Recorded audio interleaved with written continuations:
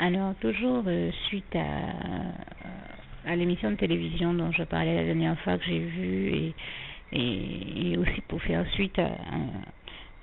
cette vidéo que j'ai intitulée Message en direction des jeunes et des moins jeunes, je voulais encore rajouter des précisions visant, encore une fois, mon message vise encore à encourager tous les jeunes et moins jeunes qui écoutent ces messages et j'ai tenu à le faire parce que je me suis rendu compte en regardant cette fameuse émission dont je parlais et qu'on diffusait chez nous à une heure de grande écoute, donc à la télévision, vous l'aurez compris, que certains messages ont l'habitude d'être véhiculés et ceux qui les véhiculent ne se rendent pas compte qu'ils proviennent tout droit des ténèbres et ils sont précisément fait et véhiculé et transmis pour décourager les jeunes. Alors que mon propos, lui, vise à encourager tous les jeunes et moins jeunes qui entendent ces messages. Parce que j'ai trouvé terrible que quelqu'un dise donc dans cette émission des propos en somme que je sais que je ne vais pas pouvoir reprendre leur intégralité, dans la mesure où de toute manière je n'ai pas pour habitude non plus de tenir ce type de propos négatifs et j'en ai tellement pas l'habitude que je crois qu'une partie de mon cerveau a dû choisir de ne carrément pas y retenir, ne pas retenir ces messages. Je sais me rappeler tout simplement que la personne dont je parlais disait entre autres choses, oui, que nous savons que si un père est tueur, eh bien le fils sera très certainement tueur. Jean, en rajoutant en créole, en citant derrière en créole ce proverbe, créole qui dit chien pas fait chatte. Bon, alors soyons clairs, je suis une amoureuse de notre culture créole. Je remercie le Seigneur Jésus et je lui rends grâce et gloire de m'avoir amené à me réapproprier ma culture créole que j'ai toujours beaucoup aimée, mais que je chérissais, mais je la vivais, on va dire, dans une autre dimension et je remercie le Seigneur Jésus. Vraiment, je lui rends grâce et gloire parce qu'il m'a amené à me réapproprier cette culture créole, cette identité caraïbéenne et guadeloupéenne en particulier. Et il m'a aidé aussi à me réapproprier cette merveilleuse langue créole et je rends grâce et gloire à Dieu qui est celui qui a créé toutes les langues et toute la gloire lui en revient. Et je le remercie encore pour tout cela. Et donc, c'est vrai qu'il a mis en moi un amour pour les proverbes créoles que j'aime vraiment beaucoup. Mais c'est vrai que je dis qu'il faut être vigilant même là avec les proverbes créoles et essayer de les utiliser dans tout ce qu'ils peuvent nous apprendre et les retenir dans tout ce qu'ils peuvent nous apprendre de positif, mais peut-être jamais dans ce qu'ils véhiculent de négatif. Et en l'occurrence, ben voilà un exemple de proverbe créole que nous avons chez nous qui dit chien pas fait chatte, comme la personne qui l'utilisait à la télévision. En parlait en ce sens en osant dire qu'un voleur fait un voleur, un meurtrier, eh bien je vous dis que non. Je tiens à dire que non et à prendre la parole pour le dire parce que je me dis si personne ne se lève pour contrecarrer les plans du malin et les bêtises et les mensonges qu'il raconte dans la bouche de ces personnes-là, ça va passer dans certaines psychologies et certaines mémoires comme étant normal. Ce n'est pas vrai. Les gens, les voleurs ne mettent pas forcément au monde des personnes qui deviendront des voleurs, déjà parce que comme Dieu nous l'enseigne, un enfant n'arrive pas au monde et ne naît pas voleur ou truand ou raciste ou avec quoi que ce soit de négatif en lui. Les trois quarts du temps, le négatif, il se retrouve à l'avoir parce qu'on le lui a appris ou qu'on lui a mal transmis les notions qu'il faudrait ou qu'il n'a pas reçu les bonnes notions ou des fois il a reçu les bonnes notions mais on ne lui a pas appris à faire les bons choix. Et les cas chaque cas est unique, vous savez, donc on ne peut pas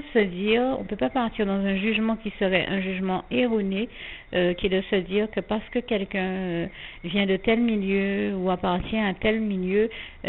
forcément sa descendance va être dans le même fonctionnement. Ce n'est pas vérifiable dans tous les cas. Et j'entendais même ces personnes qui parlaient dire que on se plaint des jeunes, mais que le problème vient de l'éducation qu'ils ont reçue. Eh bien, peut-être que oui, c'est quelque chose qui se vérifie dans certains cas, mais ça ne se vérifie pas dans tous les cas. À toute règle, il y a toujours des exceptions. Et ce que je tenais à dire et ce dont je tenais à témoigner aussi, parce que j'en ai vu des cas concrets dans ma vie comme dans celle de d'autres personnes autour de moi. Oui, vous avez des personnes qui sont mal éduquées, mal appris, comme on dit chez nous aux Antilles, et à qui en fait on a appris les bonnes notions, mais qui ne les ont pas retenues et donc qui ont mal appris les leçons qu'on leur a données, ou alors à qui on a mal appris les bonnes choses, ou à qui on n'a pas appris les bonnes choses, donc qui ont été mal éduqués. Ce sont des cas différents, mais vous avez aussi des personnes qui reçoivent une mauvaise éducation et à qui Dieu donne la force pour autant de faire les bons choix, de poser les bons actes, donc de faire les bonnes choses. Et toute la gloire revient à Dieu, à Jésus-Christ, à son Saint-Esprit. Qu'est-ce que je veux dire en disant cela? Eh bien qu'on peut choisir, même si on a en face de soi des parents qui ne transmettent pas les bonnes valeurs, les bonnes notions, ou qui invitent à faire des bêtises, parce que j'ai déjà vu tous ces cas-là autour de moi. Je pense comme ça au cas d'une femme que j'ai connue qui très jeune, depuis que ses enfants étaient tout petits, je l'ai vue sous mes yeux, elle faisait tout pour pervertir ses enfants, alors que les enfants, eux, dans leur innocence, n'étaient pas pervers. C'est elle, le parent qui était pervers, et quand je vous dis qu'elle était pervers, je n'étais pas la seule à l'avoir constaté. Nous étions plusieurs amis à se rendre compte qu'elle était dans un comportement pervers, et à un moment nous avons dû prendre collectivement la décision de nous écarter d'elle parce qu'elle était devenue très grave dans son fonctionnement et qu'on se rendait compte qu'elle allait jusqu'à tout faire pour pervertir ses enfants, c'est-à-dire leur inculquer les mauvaises notions. Mais grâce et gloire sont rendues à Dieu, vraiment toute la gloire revient à Dieu, à Jésus, à son Saint-Esprit, qui nous démontre comment eh bien, même quand on a reçu les mauvaises notions ou la mauvaise éducation, ou qu'on a eu en face de soi des personnes qui ont tout fait pour nous apprendre à faire les mauvaises choses au lieu de nous apprendre à faire les bonnes, et je peux vous dire qu'il existe beaucoup de personnes qui vivent ces réalités-là, qui ont des parents, mais qui bénissent Dieu, parce que avec les parents que Dieu leur a donnés, Dieu a utilisé ses parents pour leur montrer ce qu'il ne fallait surtout pas faire. Et je dis, quand nous voyons ce type de cas, moi j'en sais quelque chose, je l'ai vécu, nous remercions et nous bénissons Dieu quand même pour cela, parce que Dieu nous a donné la force, à travers leur exemple, de savoir exactement ce qu'il ne faut pas faire, et la force de ne surtout pas le faire, mais de prendre la décision de faire les bons choix et de poser les bons actes. Et donc ce que je veux dire, c'est que, par exemple, et c'était ce dont on parlait dans cette émission, on parlait de la délinquance des jeunes, mais la délinquance n'est pas toujours provoquée nécessairement par une mauvaise éducation. Dans certains cas, c'est vrai que ça peut en être la cause, mais dans d'autres, vous avez même aussi vous avez donc des enfants qui reçoivent une mauvaise éducation et se retrouvent à faire les mauvais choix. Vous avez, et comme je viens de le dire, moi, à ce moment-là, c'est pas nécessairement de leur faute, le problème provient de la démarche éducative en amont, mais vous avez aussi des cas où des enfants, tout en n'ayant pas reçu l'éducation qu'il faudrait, choisissent de faire les bons choix. Donc ça, c'est la bonne attitude à avoir et que j'invite le maximum de personnes à avoir. Et le sens de mon témoignage aujourd'hui, c'est donc de dire à tous ces jeunes qui écoutent qu'il est possible, même en ayant reçu une mauvaise éducation ou en ayant grandi dans un milieu défavorable ou néfaste, où les gens autour de soi vous invitent à faire, ou des fois même essayer de vous forcer à faire des mauvaises choses, de dire non à ça et de demander à Dieu, prier Dieu en ce sens, de nous donner la force de toujours faire les bons choix, de prendre les bonnes décisions et de poser les bons actes, donc de faire les bonnes choses malgré tout. Ça existe, je suis là pour vous témoigner que ça existe réellement et que Dieu permet aux personnes qui traversent ces situations-là de réussir leur vie malgré tout. Oui, ça existe et oui, Dieu est celui qui nous, comme j'entendais un jour un pasteur le dire, Dieu est le Dieu de la deuxième chance. Il est celui qui donne à ceux qui ont vécu ce type de situation tragique la deuxième chance de pouvoir s'insérer et réussir leur vie malgré tout. Et je tenais à rendre grâce et gloire à Dieu pour cela. Et il est aussi celui donc qui nous apprend que oui, on peut prendre un mauvais départ dans la vie et pour autant réussir sa vie. Un mauvais départ pour des raisons diverses, soit parce que on a grandi dans un environnement défavorable, donc qui a généré ce mauvais départ, soit parce que l'éducation qu'on a reçue a généré un mauvais départ, soit parce que soi-même on était dans une dérive, soit provoquée par des éléments extérieurs ou en soi-même qui ont provoquer ou générer ce mauvais départ, mais il est possible de s'arrêter à un moment, de prier Dieu, de demander à Dieu de nous délivrer de ça et de nous donner la force de reprendre un nouveau départ avec lui et qui soit un bon départ et de rectifier, de corriger tous les mauvais pas et les mauvais départs qui avaient été faits de manière à réussir sa vie. Et oui, nous avons vu des exemples comme ça qui démontrent, comme Dieu nous l'apprend, qu'il est possible de mal commencer, de prendre un mauvais départ, de mal commencer pour bien terminer, pour finir bien et réussir sa vie. Bien sûr, ces merveilles-là, ces prodiges-là, ces miracles-là ne sont possibles que dans la vie de ceux qui ont décidé de faire de marcher avec Jésus-Christ, j'ai envie de dire de le suivre, comme il est écrit en Jean 8, verset 12, et de se laisser conduire jusqu'à la victoire par le Seigneur Jésus. Et en tout cas, j'ai voulu témoigner à tous ceux qui ne le savaient pas encore ou qui n'ont personne pour le leur témoigner, le leur dire, puisqu'on ne véhicule que les 3/4 du temps des messages négatifs sur la question, que oui, c'est possible. Avec Dieu, nous ferons des exploits, comme il est écrit dans le psaume 60 ou 108, versets 13 à 14, et que comme il est écrit en Marc 9, verset 23, tout est possible à celui qui croit en Dieu, en Jésus-Christ et en son Saint-Esprit, et que tout est possible à Dieu, comme il est écrit en Marc 10, verset 27. Alors, ça m'amène également à témoigner à ces personnes, comme je disais tout à l'heure, que ce sont des exploits, des miracles, des merveilles que Dieu seul, des prodiges que Dieu seul peut accomplir dans nos vies, comme il est écrit en Job 5, versets 8 à 9, et que ces exploits-là dans nos vies, nous ne pouvons les accomplir qu'avec Dieu, comme le passage que j'ai cité dans le psaume 60 nous le révèle bien, et que pour cela, le premier pas que nous avons à faire vers Dieu et vers la réussite de nos vies, c'est d'ouvrir nos cœurs à Jésus-Christ et de l'accepter comme notre sauveur personnel, afin qu'il nous délivre, qu'il nous sauve de toutes ces situations qui pourraient s'avérer trop néfastes si on y prenait garde et qu'on ne choisissait de rectifier le tir. Alors, par définition, vous pourriez en arriver à me demander, mais comment est-ce qu'on peut faire pour accepter le Seigneur Jésus comme son sauveur personnel? Eh bien, n'hésitez pas à lui adresser la prière que vous allez trouver jointe avec ce document, soit en dessous, soit au-dessus sur ma page Facebook. Et de toute manière, si vous ne voyez pas ce document qui s'appelle Prière de consécration, c'est une vidéo, vous la trouverez en parcourant ma page Facebook, ne vous inquiétez pas. Donc, il vous suffit de dire à haute voix cette prière et suivre les indications que j'y ai rajoutées. Et bien sûr, pour tous ceux qui l'ont déjà faite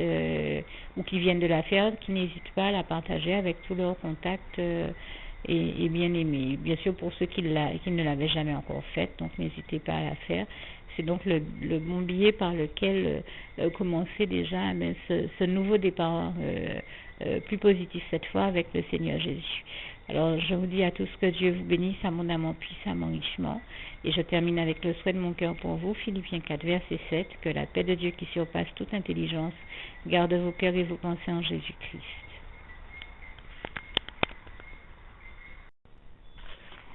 Juste une petite précision pour tous ceux qui ne sont pas encore,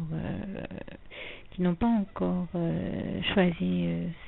la meilleure des options qui soit, qui est celle d'aller se placer, de faire le choix à soi-même, d'aller se placer dans les bras d'amour de Jésus-Christ pour se mettre à l'abri de ce monde cruel. Eh bien, je partage avec vous la prière par le biais de laquelle on y accède. Et commence par vous rappeler également ce passage de Jean 14, verset 6, où il est écrit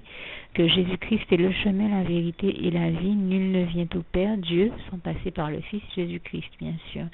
Je le dis à ma manière, vous regarderez comme il est actuellement écrit dans vos Bibles, là encore. Et donc, n'hésitez pas à ouvrir vos cœurs à Dieu, à Jésus, à son Saint-Esprit, à être sincère avec lui et à lui adresser la prière qui suit, à lui dire tout simplement, Éternel mon Dieu, Seigneur Jésus-Christ, moi, un tel, vous dites votre nom et votre prénom, je t'accepte aujourd'hui comme mon sauveur personnel, le seul maître et roi de ma vie. Je remets toute ma vie entre tes mains puisqu'elle t'appartient, éternel mon Dieu, puisque tu l'as créée, cette vie. Donc tu en es donc le seul maître et propriétaire comme de tout ce qui existe dans tout l'univers. Je remets donc toute ma vie entre tes mains, je te la donne. Merci, éternel mon Dieu, aussi de permettre que cette vie que tu m'as donnée continue à être à ta gloire et que je continue à te servir, à t'appartenir pour l'éternité, d'éternité en éternité. Merci aussi, Seigneur, de faire que je continue donc à te servir et à t'appartenir pour l'éternité, d'éternité en éternité. Et aussi, Seigneur, de m'accorder la grâce de ton pardon et de ta miséricorde pour tous les péchés que j'ai commis tout au long de ma vie, jusqu'à la date d'aujourd'hui incluse. Et c'est au nom puissant du Seigneur Jésus-Christ que j'ai fait cette prière. Et à vous tous qui avez fait cette prière, je vous dis que Dieu vous bénisse abondamment, puissamment, richement. Et surtout, n'hésitez pas à la partager avec tous vos proches et contacts, amis, membres de vos familles, collègues, bien-aimés, tous ceux que vous aimez. Et surtout tous ceux à qui Dieu vous mettra à cœur, avec qui Dieu vous mettra à cœur de la partager. Et comme j'aime à le dire, si vous n'avez pas encore pris le temps de faire cette prière, comprenez bien que voilà, ça ne vous coûte rien de la faire, c'est gratuit, c'est indolore, et que voilà, vous n'êtes pas obligé de me croire, mais moi il m'est arrivé tout comme vous de devoir faire cette prière un jour dans ma vie, et quand on m'a proposé de la faire, je me suis dit, et si c'était vrai, et si c'était vraiment Dieu qui, par ce biais-là, m'appelait à lui et me demandait de lui donner ma vie, de l'accepter, c'était Jésus qui était en train de vraiment me tendre la main et qui était en train de me demander de l'accepter comme mon sauveur personnel, je ne pourrais pas passer à côté de l'occasion de lui dire oui, parce qu'il faut aussi que je reste ouvert ou ouverte à ce que Dieu peut avoir à me dire. Il faut que je garde mon cœur et mon intellect ouvert à ce que Dieu peut avoir à me dire. Donc je me suis dit, je ne peux pas courir le risque de passer à côté de mon éternité, de passer à côté des meilleures choses de la vie, surtout si le maître et créateur de la vie m'appelle et cherche à me sauver. Pour être sauvé, il faut bien que je lui dise oui, que je souhaite qu'il me sauve. Oui, Seigneur Jésus-Christ, je t'accepte comme mon sauveur personnel. Et c'est le sens de cette prière. Et comme je dis, elle ne nous coûte rien à faire. Et puis surtout, moi je vous dis, du jour où je l'ai faite, j'ai vu Jésus changer ma vie en mieux sur tous les plans. Et donc je crois que ça ne vous coûtera rien, ça ne vous coûte rien vous non plus de la faire et puis d'expérimenter, de regarder comment les choses vont se dérouler dans votre vie, de regarder Jésus changer votre vie en mieux, à vous aussi. Et voilà, d'en faire l'expérience. Et pour en faire l'expérience, il faut commencer par faire cette prière. Donc si vous ne l'avez pas encore dite, réembobinez tout simplement cette vidéo ou ce document si vous préférez. Réécoutez-le et dites avec moi la prière que vous m'avez entendu mentionner. Et n'oubliez surtout jamais que tout est possible à celui qui croit en Dieu, en Jésus-Christ et en son Saint-Esprit, comme il est écrit en Marc 9, verset 23, et que tout est possible à Dieu, comme il est écrit en Marc 10, verset 27. Que Dieu vous bénisse donc et à bientôt.